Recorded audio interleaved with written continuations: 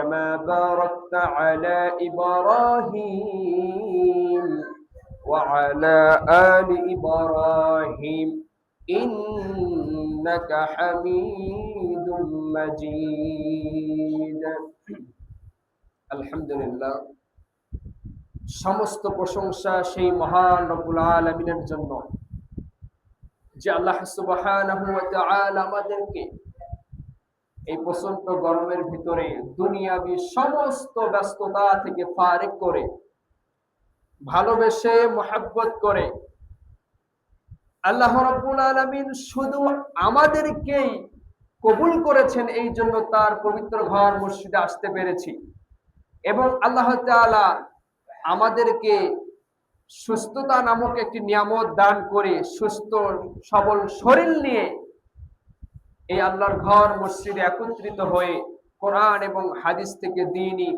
আলোচনা শ্রবণ করার তৌফিক দান করলেন। এই জন্য সেই মহান আল্লাহ তাআলার দরবারে শুকর আদায় করছি, সকলেই পড়ি আলহামদুলিল্লাহ।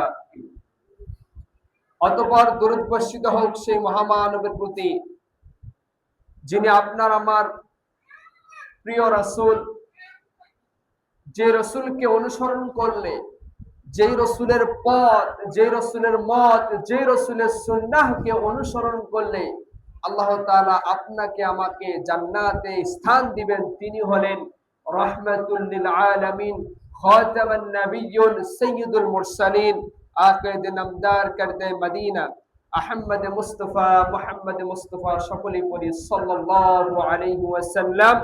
তার উপর অনেক অনেক দরুদ বর্ষিত হোক। সম্মানিত হাজিরিন, আমি আপনাদের সামনে কোরআনুল কারীম থেকে একটি আয়াতে কালিমা তেলাওয়াত করেছি। আজকের আলোচনার বিষয়, আমরা যে বিষয়টি নিয়ে আলোচনা করব সেই বিষয়টি হলো হিংসা, হাসাদ একটি ধ্বংসাত্মক। হিংসা হলো আল্লাহ কাউকে যে নিয়ামত দিয়েছেন দুনিয়াতে, তা তার কাছ থেকে চলে যাক এটা কেউ চায় না। যে আল্লাহ তাআলা দুনিয়াতে আমাকে নিয়ামত দিয়েছেন, সম্পদ দিয়েছেন, আল্লাহ তাআলা আমাকে ক্ষমতা দিয়েছেন, কেউ চায় না তার কাছ থেকে সেই নিয়ামতটা চলে যাক। কিন্তু আমরা এমন একটি কাজ করে থাকি যেই কাজের কারণে আমাদের কাছ থেকে নিয়ামত নামক একটি কল্যাণ আমাদের কাছ থেকে দূরে চলে যায়। সম্মানিত হাজিরিন,